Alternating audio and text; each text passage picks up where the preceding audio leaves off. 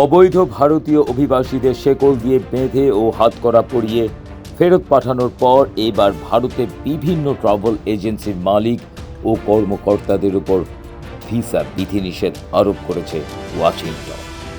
সোমবার যুক্তরাষ্ট্রের পররাষ্ট্র দপ্তরের এক বিবৃতিতে এই তথ্য জানানো হয়েছে। পররাষ্ট্র দপ্তরের ওয়েবসাইটে বিবৃতিটি প্রকাশ করা হয়।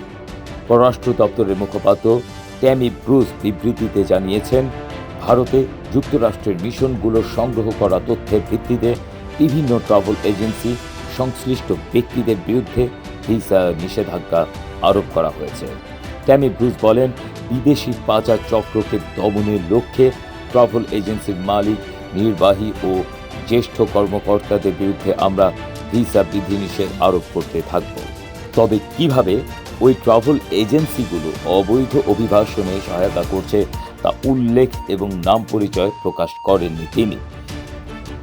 এমন সময় মার্কিন পররাষ্ট্র দপ্তর থেকে ভিসার বিধিনিষেধ আরোপের এই সিদ্ধান্ত নেওয়া হলো যখন যুক্তরাষ্ট্রে অবৈধ অভিবাসনের বিরুদ্ধে কঠোর পদক্ষেপ নিচ্ছেন দেশটির প্রেসিডেন্ট ডোনাল্ড ট্রাম্প।